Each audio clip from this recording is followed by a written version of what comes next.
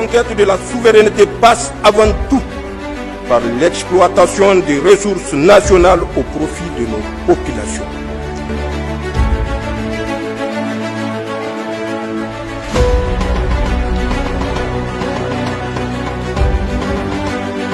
Bienvenue à toutes et à tous dans ce journal. Le président de la République, chef de l'État, le général d'armée Abdourahmane Tchani a dépêché hier une mission de l'ONAHA conduite par son directeur général. Objectif à constater de visu les travaux de réhabilitation des digues de protection et aménagement hydro-agricole de la région de Dosso, puis échanger avec le producteur du riz. D'autres précisions avec Ali Hachim. Les populations d'Idandi, nous sommes dans le département de Gaïa, ont très vite compris et saisi la portée des messages du président de la République, le général d'armée Abdourahmane Tchani, sur le combat de la souveraineté alimentaire et ont plaidé pour la réhabilitation de la digue de protection des périmètres irrigués et aménagement hydro-agricole.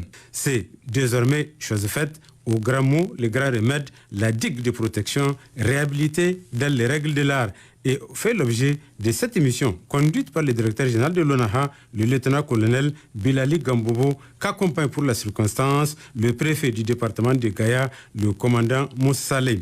Après avoir suivi cette digue longue de 34 km, le constat est reluisant, devait renchérir le directeur des infrastructures de l'ONAHA. Nous avons une digue de 32 km qui a rechargé, reprendre les brèches qui ont été faites et rechargées. Donc ça a été fait sur au moins une vingtaine de kilomètres jusqu'à la côte finie. Nous avons encore 10 km qui restent à rattraper la côte. Et c'est à cela que donc il y a eu la pluie, donc on ne peut plus continuer les travaux, on est obligé d'arrêter. Maintenant que c'est presque fait, donc Inch'Allah, d'ici la semaine prochaine, on va reprendre les travaux, rattraper la côte et faire le couronnement latéritique. Les producteurs des villages bénéficiaires, notamment Kiesa, Sokongi, Dolé, ne cachent pas du tout leur sentiment de profonde satisfaction pour la réalisation de l'ouvrage qui constitue aujourd'hui une fierté pour les Dandi. Nous sommes très fiers de la population de Gaïa. Avec cette réhabilitation, grâce au président de la République, on a eu cette chance que la population de Gaïa a eu cette réhabilitation de la digue. L'inondation s'est terminée.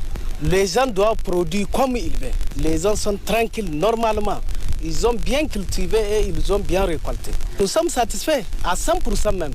Muna fatan godiyanmu ya kai ga shugaban kasa da magabatan da suka zo da DG da prefe da sarkinmu abinda mun ka gani na alheri aikin da suka yi wallahi sai dai mutane su yi godiya. Don yau in ka dubi dajin ga tun daga Gaya sai Dole ba wanda zai da inda zai je nemi wani abu. Sannan kuma kuna ganin daji gashi nan muna neman sabon perimeter a kawata muna shi kowa ya zauna gida shi aiki wanda ke so da shugaban kasa abubuwan da mun ka gani baya don ya zama muna wa'azi.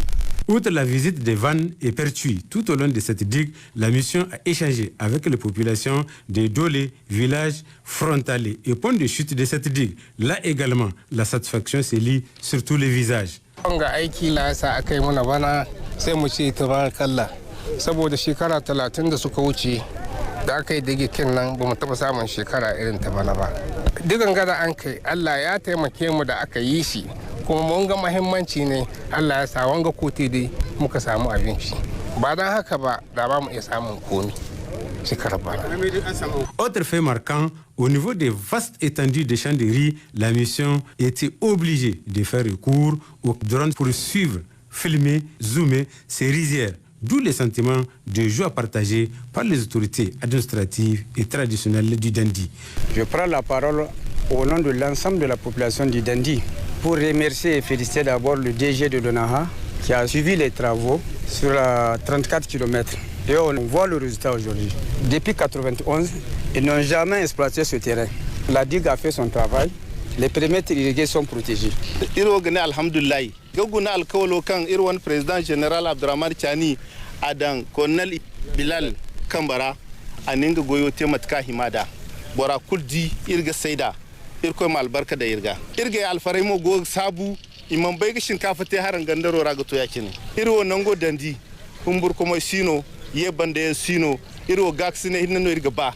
Si la population du Dandi dispose des cartes en main pour booster la production du riz, la réhabilitation de cette digue en est la clé de voûte. Et le directeur général de l'ONAHA trouve difficilement les mots pour exprimer son degré de profonde satisfaction. Mieux, l'on n'a pas besoin de baguettes magiques pour voir les efforts accomplis et le taux de réussite de ces rizières. Le constat est impeccable. Je ne peux même pas imaginer que ça pouvait donner ces résultats. Imaginez ici, là où voilà, le tout droit, c'est le magasin de la coopérative. À partir du magasin, là, c'est la première rupture qu'on a touchée. Tout ce qu'on peut dire, on peut dire merci mille fois au président de la République, le général d'armée, Abdraman Chani, pour cette initiative. Parce qu'en réalité, nous, on n'est que juste les exécutants. La pensée, le moyen de mise en œuvre, c'est fait par lui. C'est lui qui bouscule. C'est la suite de la mission qu'on a fait sur le Dandi, qu'on est en train de répéter ici. Aujourd'hui, le résultat, il est là. Moi, je n'ai rien à dire, c'est le résultat qui parle de lui-même. Si on a fait quelque chose, voilà. Si on n'a pas fait quelque chose aussi, il est là. Tout ce qu'il nous reste à faire, c'est consolider. Et puis maintenant, souhaiter que la population arrive à produire le maximum qu'elle puisse et puis qu'il n'arrive pas à vendre à l'extérieur. Nous, le but recherché, c'est que si les gens arrivent à produire et qu'ils mangent, la plus-value qu'ils nous vendent. Parce qu'on veut que les riz chutent de 11 500 à 8 000 et c'est possible. Donc le but recherché, il est là. Dieu merci, aujourd'hui, on peut dire merci, mille fois merci au président de la République. Les populations du département de Gaïa et des villages environnants ont bien compris le message que seul le travail est libérateur et la souveraineté alimentaire, loin d'être un simple slogan, est une réalité palpable, concrète dans le Dandi.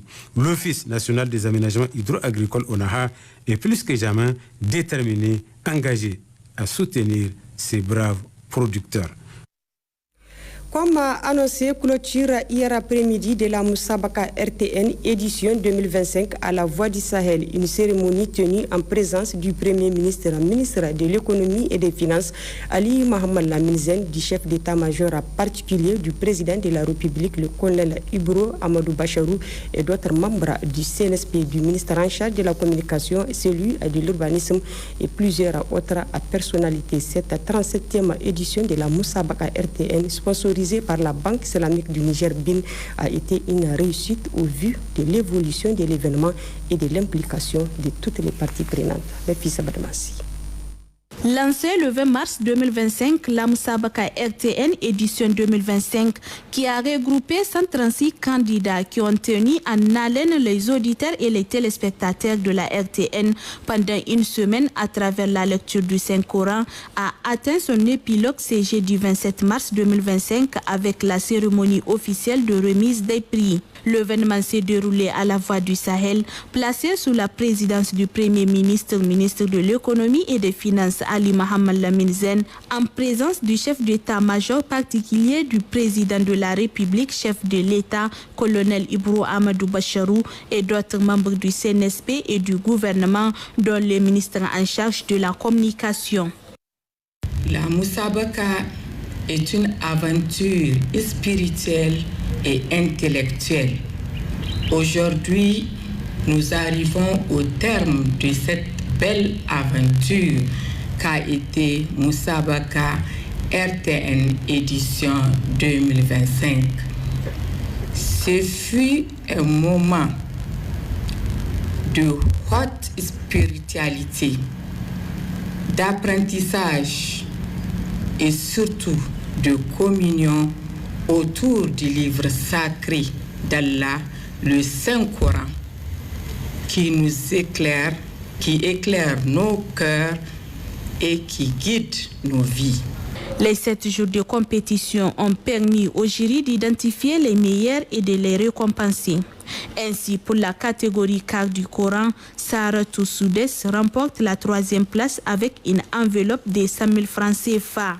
La 2e place revient à Fauzan Omar qui reçoit une enveloppe de 150 000 francs CFA. Et Abdul Ahad Abdelkader premier gagne la somme de 250 000 francs CFA. Des enveloppes accompagnées de kits de la Banque islamique du Niger BIN. Dans la catégorie des mi-Corans, c'est Ali Harazim qui remporte la 3e place et une enveloppe de 200 000 francs CFA. La deuxième place revient à Imran Alassane avec une enveloppe de 300 000 francs CFA. Et la première place qui revient à Mariam Jafar, lui permettant de remporter la somme de 500 000 francs CFA. Tous ces prix sont également accompagnés de kits de la BIN. Catégorie Coran complet, Ahmed Saleh, classé 3e, gagne une enveloppe de 1 million de francs CFA. Moussa Ayoub, qui occupe la deuxième place, empoche 2 millions de francs CFA. Et enfin, le grand lauréat de l'édition 2025, Sidi Yacoub, une enveloppe de 3 millions de francs CFA. Une parcelle d'oublier les kits de la BIN, sponsor officiel de l'événement qui accompagne les prix. 2 personnes par catégorie ont été aussi identifiées et primées à travers des prix d'encouragement. La Musabaka RTN a été une grande réussite comparativement aux éditions précédentes. Je me réjouis de la bonne organisation de cette édition 2025 qui est à sa 37e édition sous le patronage du président de la République, chef de l'État, le général d'armée Abdraman Chani, et sous le parrainage de son Excellence, Monsieur le Premier ministre, ministre de l'Économie et des Finances, dont la présence ici témoigne de l'intérêt que les autorités du Conseil national pour la sauvegarde de la patrie accordent à cette activité de lecture et de mémorisation du Saint-Coran. Je salue et encourage par ailleurs tous les jeunes qui se sont inscrits dans la compétition. Ils sont tous à féliciter. Avec l'apport des partenaires de cette édition, notamment le sponsoring officiel de la Banque islamique du Niger, qui a apporté son soutien indéfectible à l'organisation et les bonnes volontés. Cette Musabaka 2025, qui est également la 37e édition à tout point de vue, est une réussite.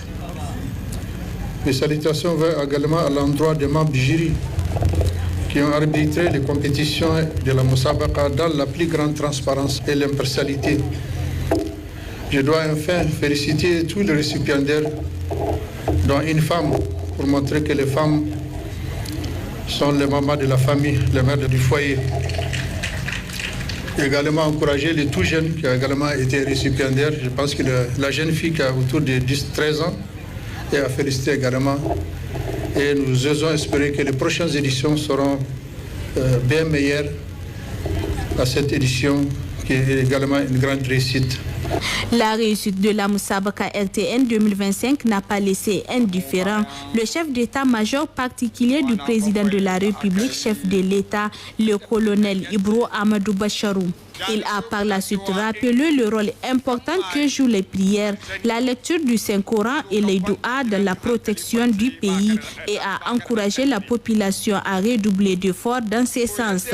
La réussite de cette 37e édition de la Musabaka RTN 2025, fruit de l'implication et de l'engagement du comité d'organisation, des membres du jury ainsi que toutes les parties prenantes, a été saluée par le Premier ministre Ali Mohamed Lamine Zen, dont la présence à l'ouverture tout comme à la clôture de la compétition témoigne de l'importance qu'il accorde au rayonnement de l'islam au Niger et dans le monde. Je voudrais profiter de l'occasion pour féliciter et remercier la Banque islamique qui a couvert un peu cet événement par la mise à disposition de ce qu'elle a pu comme ressources. Et puis aussi remercier tous ceux qui ont pris part, notamment les membres du jury.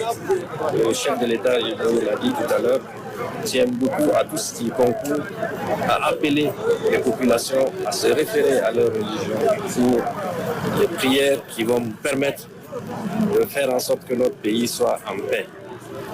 Je profite également, enfin, pour souhaiter que nous continuions de prier pour nos martyrs qui sont tombés sur le champ de bataille.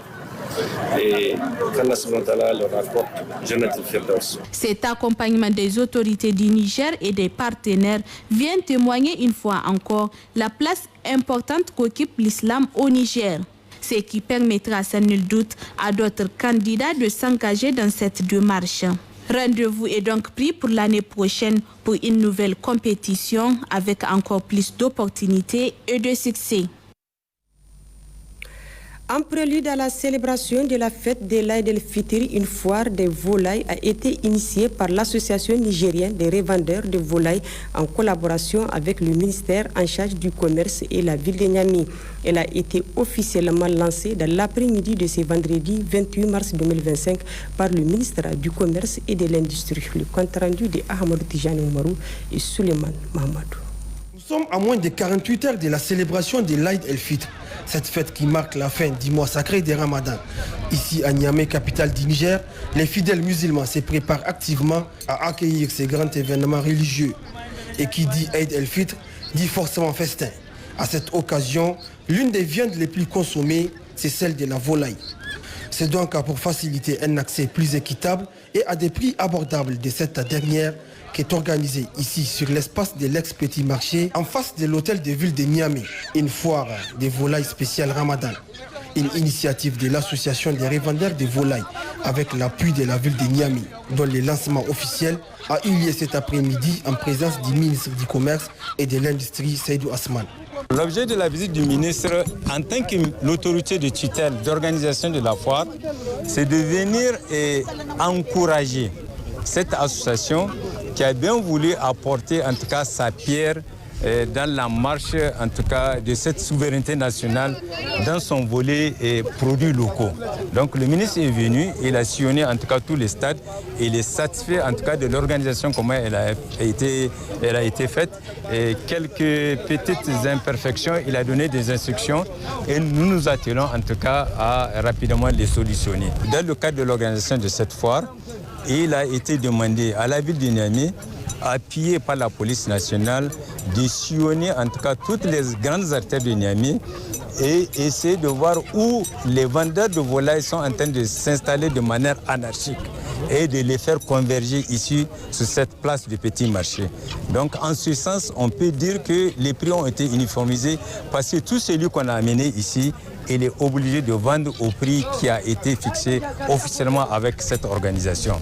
Ces prix s'entendent donc 3 000 francs, le prix plafond pour les poulets et 4 500 francs pour les pintades. Pour l'heure, l'engouement autour de cette foire des volailles est déjà perceptible. Les clients se manifestent et chacun repart avec des poulets ou des pintades selon ses moyens. En tout cas, les prix sont abordables. Ça va, les pintades, on dit 4 500, 4 500. En plus, ils ne sont pas trop petits. Ça va aider de l'ensemble au pays de l'Alhamdulillah. La foire des volailles spéciale Ramadan 2025, c'est jusqu'au 29 mars 2025 à la place de l'ex-Petit Marché, en face de l'hôtel de ville de Niamey. La conquête de la souveraineté passe avant tout par l'exploitation des ressources nationales au profit de nos populations.